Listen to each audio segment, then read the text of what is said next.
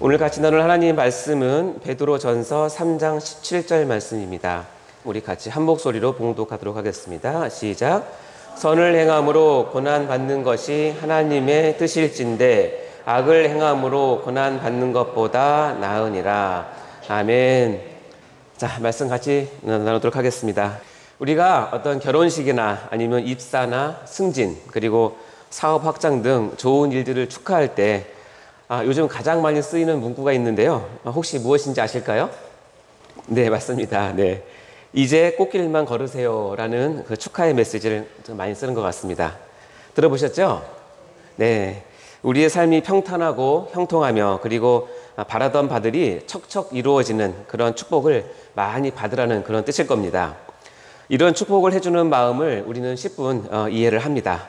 또 덕담이기 때문에 많이 들어도 질리지 않는 그런 말이기도 합니다. 그런데 우리 주위에 이렇게 꽃길만 걷는 사람이 있던가요? 있으시면 신고하시기 바랍니다. 우리가 이제 제법 살아온 우리의 인생길을 뒤돌아보면 물론 꽃길도 종종 있긴 하지만 대부분은 아마 고난의 연속이자 우리가 원치도 않고 계획한 바도 없는 그런 사건 사고의 연속이라는 것을 우리는 쉽게 알 수가 있습니다. 자, 오죽했으면 동양 철학이나 그 종교에서는 인생은 고해다, 즉 인생은 고통의 바다 또는 고난의 바다라고까지 표현을 했겠습니까? 자, 그런데 우리 예수님을 믿는 신앙인들 중에는 아주 큰 착각을 하고 있는 것이 있습니다. 뭐냐면 우리가 예수를 믿기만 하면 고난이 없을 거라는 생각입니다. 또 신앙생활이라 불리우는 기도나 예배, 성경 읽기 등을 열심히 하면 그 고난도 사라질 거라는 그런 생각입니다.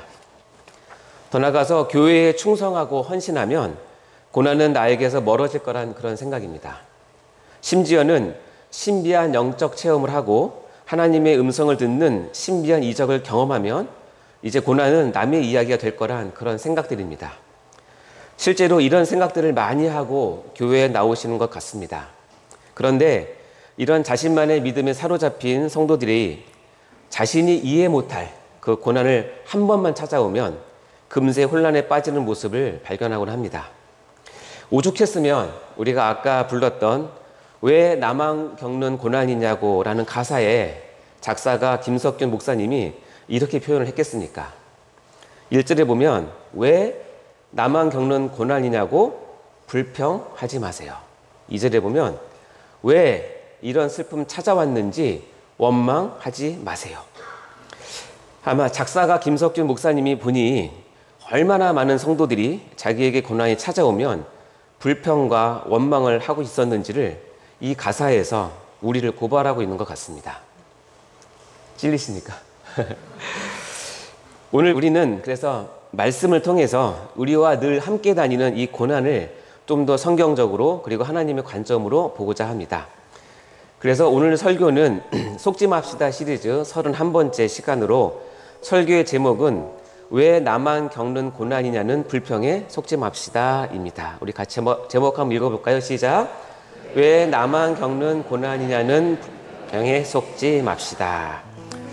자, 지금 이 자리에 계신 분들 중에서 나는 지금 고난 하나도 없다, 일도 없다. 한번 손 들어보시겠어요? 한 분도 안 계시네. 아니면 나는 지금 고난 중에 있다. 나는 지금 고난의 길을 걷고 있는 중이다. 진행형이다. 이런 분들 한번 손 들어보시겠어요? 네. 그래서 여러분이 이 기도의 자리에 나오신 것 같습니다. 자, 오늘은 제가 3가지 주제로 이 고난에 대해서 같이 여러분과 나누고자 하는데요. 첫 번째 우리가 알아야 할 것은 뭐냐면 고난은 신자에게 반드시 있는가? 라는 것입니다. 자, 결론부터 말씀드리면 그렇다입니다. 아니, 더 나아가서 신자의 고난은 하나님의 뜻이라는 것입니다. 오늘 본문 말씀을 다시 한번 읽어볼까요? 베드로전서 3장 17절 시작.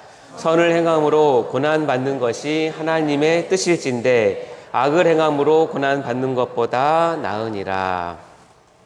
이 말씀에 보면 선을 행함으로 고난을 받던지 아니면 악을 행함으로 고난을 받던지 둘 중에 하나는 꼭 있다는 그런 뉘앙스로 읽혀지는 본문입니다. 우리가 일반 은총의 영역에서 알 수 있듯이 신앙의 유무와 관계없이 인간이라면 누구나 선을 행하든지 악을 행하든지 누구나 다 고난을 받는다고 성경은 말씀하고 있는 것입니다. 그러니 어차피 받을 고난, 그래도 선을 행함으로 고난받는 게 더 좋다고 권면을 하고 있는 것입니다. 자, 그러니 우리들 머릿속에 내가 믿음을 가지면 고난이 없을 거라는 생각은 하덜덜 마십시오. 아시겠죠? 아멘? 그런데 여기서 선을 행함으로 고난을 받는 것은 하나님의 뜻이라고 말씀하십니다. 아니, 하나님의 뜻이라뇨? 고난받는 것이 하나님의 뜻이라고요? 아니, 사랑의 하나님이 아니신가요? 하고 이런 생각이 꼬리에 꼬리를 물고 들어옵니다. 여러분은 어떻게 생각하십니까? 우리가 다음 말씀을 한번 본다면 답을 얻을 수 있을 것 같습니다. 빌립보서 1장 29절 말씀 같이 읽어보겠습니다. 시작. 그리스도를 위하여 너희에게 은혜를 주신 것은 다만 그를 믿을 뿐 아니라 또한 그를 위하여 고난도 받게 하려 하심이라. 아멘. 하나님께서 우리에게 은혜를 베푸셔서 믿음을 주시고 구원을 주시는 것은 당연히 하나님의 나를 향한 뜻이라고 생각되어집니다. 누구나 다 인정하실 것입니다. 그런데 바로 그 다음 구절에 보면 또한 그를 위하여 고난을 받게 하려는 것도 역시 하나님의 뜻이라고 밝히십니다. 아, 이럴 수가 라는 생각이 드십니까? 속았다 라고 생각이 드십니까? 자, 이에 대한 한 가지 예를 들어보자면 사도 바울을 하나님께서 부르실 때 하나님은 당신의 뜻을 조금도 숨기지 않으시고 그야말로 적나라하게 밝히 드러내시는 구절이 있습니다. 같이 보도록 하겠습니다. 사도행전 9장 15절 16절 말씀입니다. 시작. 주께서 이르시되 가라, 이 사람은 내 이름을 이방인과 임금들과 이스라엘 자손들에게 전하기 위하여 택한 나의 그릇이라. 그가 내 이름을 위하여 얼마나 고난을 받아야 할 것을 내가 그에게 보이리라 하시니. 우리는 하나님께 사명을 위해서 택함을 받은 주님의 그릇이자 종들입니다. 아멘. 하나님께서는 우리에게 복음과 사명도 주시지만 동시에 주님을 위해서 고난도 예비하셨다가 주시는 그런 하나님이십니다. 이렇게 복음과 동시에 고난을 주시는 것이 바로 하나님의 뜻이라는 것입니다. 첫 번째 질문에 답이 되셨나 모르겠습니다. 자, 그러면 두 번째 질문입니다. 그러면 왜 하나님은 신자들에게 고난을 예비하시는가, 주시는가입니다. 이 질문을 우리 입장에서 우리의 관점으로 다시 물어본다면 하나님이 주시는 고난의 유익이 무엇이냐는 것입니다. 자, 이 시간 제가 이 유익에 대해서 한번 나열을 해볼 테니까 여러분들은 귀를 쫑긋 세우시고 정말 나에게 그러한가 한번 찾아보시기 바랍니다. 아시겠죠? 첫 번째, 고난을 통해서 주님의 말씀을 배우는 유익이 있다고 합니다. 시편 119편 71편 시작. 고난 당한 것이 내게 유익이라. 이로 말미암아 내가 주의 율례들을 배우게 되었나이다. 고난을 통해서 하나님의 말씀을 배우는 유익이 있다는 것입니다. 두 번째 유익 볼까요? 시작. 고난 속에 있을 때 성령님의 임재를 누리게 되는 것입니다. 즉 성령 충만을 경험하는 것입니다. 이 말씀 베드로전서 4장 14절 말씀인데요. 우리 말씀 읽어보겠습니다. 시작. 너희가 그리스도의 이름으로 치욕을 당하면 복이 있는 자로다.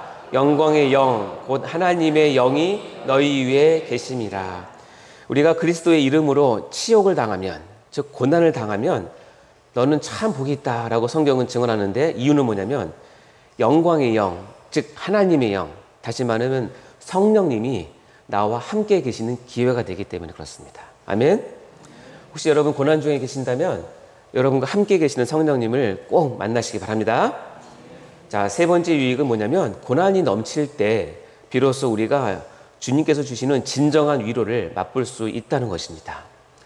이것은 우리가 편안할 때 맛볼 수 있는 것과는 전혀 다른 차원의 전혀 놀라운 위로인 것입니다.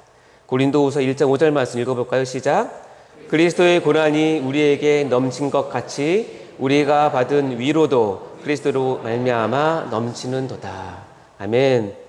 여러분 고난 가운데 있다면 정말 이를 통해서 주시는 그리스도의 위로를 많이 누리시기 바랍니다.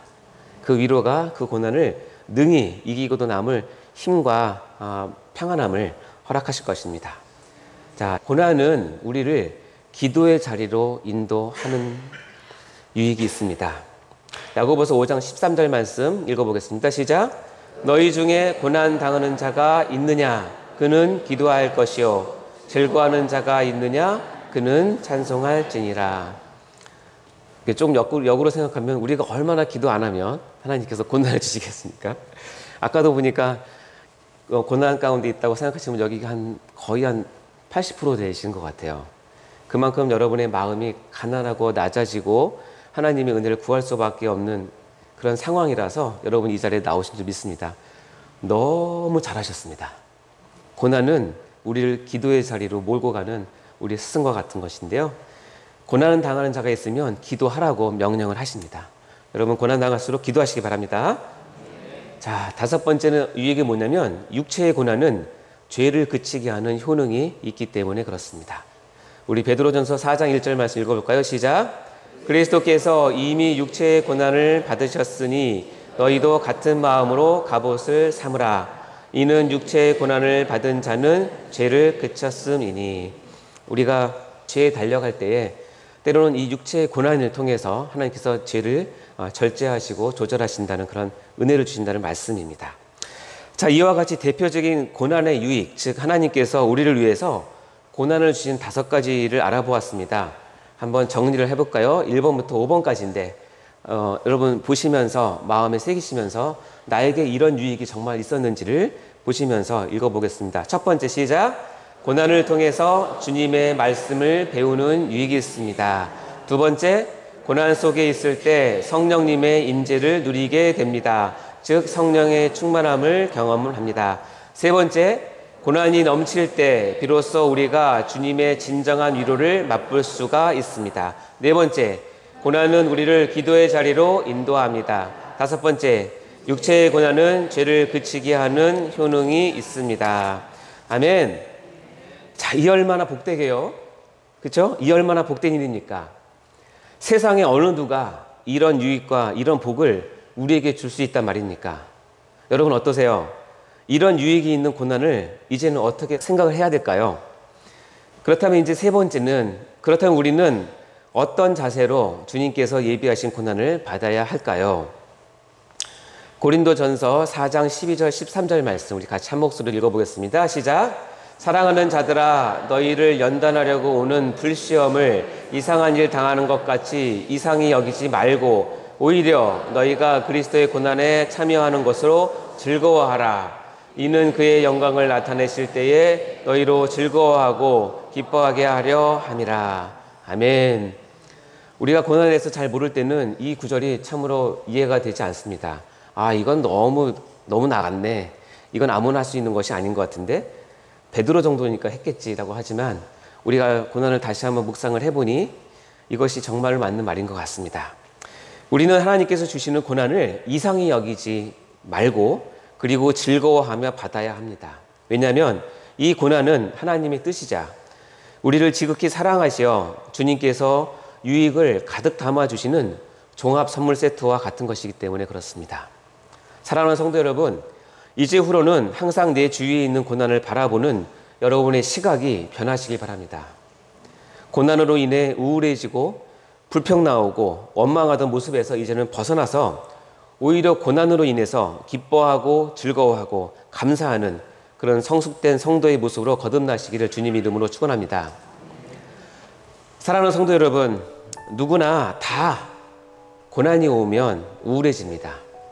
영어에 이런 표현이 있네요. I'm feeling blue 라는 말처럼 그야말로 블루해집니다. 그래서 고난의 색깔은 아마도 블루, 파란색이라고 해도 과언이 아닐 것 같습니다. 그런데 오늘 설교의 말씀 속에서 고난의 본질, 즉 고난은 하나님의 뜻이라는 것과 그 유익을 배우셨다면 우리는 마땅히 고난이 찾아옴을 기뻐하고 즐거워해야 할 것입니다. 굳이 이를 색깔로 본다면 옐로우, 즉 노란색일 것 같습니다. 찾아보니 노랑은 지혜, 이해심, 통찰력을 불러오는 색으로 영혼의 완성, 평화, 휴식을 나타내며 기쁨과 즐거움, 젊음의 색이라고 합니다. 이제 우리는 고난이라는 단어가 내 삶에 들어올 때 블루, 파란색으로 보는 게 아니라 옐로우, 노란색으로 보이시기를 주님의 이름으로 간절히 축원합니다. 마지막 말씀 한 번 더 읽고 마무리하겠습니다. 로마서 8장 17절 18절 말씀 시작. 자녀이면 또한 상속자 곧 하나님의 상속자요 그리스도와 함께한 상속자니 우리가 그와 함께 영광을 받기 위하여 고난도 함께 받아야 할 것이니라. 생각하건대 현재의 고난은 장차 우리에게 나타날 영광과 비교할 수 없도다. 아멘. 지금까지 전 인류 역사를 통틀어서 가장 위대한 신학자이자 가장 활동적인 전도자 그리고 가장 열정적인 목회자였던 사도 바울이 그 명석한 두뇌로 생각했던 내용, 그것을 우리는 오늘 귀구려 봐야 합니다. 그것은 바로 현재의 고난은 장차 우리에게 나타날 영광과 좋게 비교할 수 없다는 것입니다. 옛날 성경에는 좋기란 말이 있었는데 그게 더 어감이 좋은 것 같습니다. 현재의 고난은 장차 우리에게 나타날 영광과 좋게 비교할 수 없다는 것입니다. 이것이 사도 바울이 명석한 머리로 생각했던 내용입니다. 그야말로 청기 누설과도 같은 진리 중에 진리의 내용입니다. 사랑하는 성도 여러분, 오늘 이후로 나의 현재의 고난을 장차 하나님께 받을 영광과 늘 비교 분석하시고 나에게 주어진 고난을 주님의 은혜로 승화시켜서 감당해 나가시는 복된 성도님들 다 되시기를 주님의 이름으로 간절히 축원합니다. 우리 이 시간 이것을 생각하면서 아까 불렀던 이 귀한 찬양, 제가 말씀을 준비하면서 보니까 이 김석준 목사님께서 이 가사를 그냥 적은 게 아니라 아마 그분은 이 부분을 깊이 체험하시고 이 가사를 적은 것 같습니다. 가사 하나하나의 내용이 우리가 읽었던 말씀이 그대로 담겨 있으니 부르시면서, 또 혹시 여러분 고난 가운데 있습니까? 고난 가운데 여러분 돌아보시면서 하나님께서 나에게 주신 뜻이라고 생각하고 여기시고 그 유익을 우리가 바라보면서 여러분 인내하시고 승리하셔서 하나님의 은혜를 받으시기 바랍니다. 우리 같이 찬송 부르겠습니다.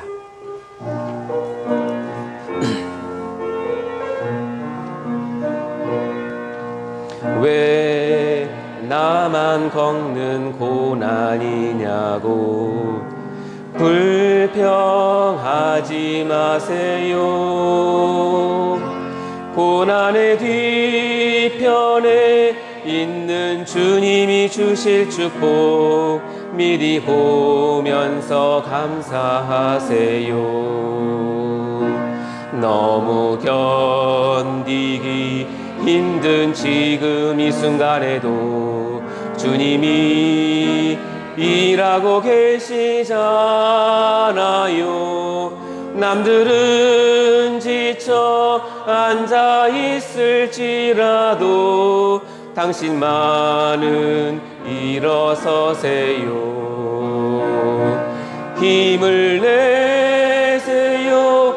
힘을 내세요. 주님이 손잡고 계시잖아요. 주님이 나와 함께함을 믿는다면 어떤 역경도 이길 수 있잖아요. 왜 이런 슬픔 찾아왔는지 원망하지 마세요.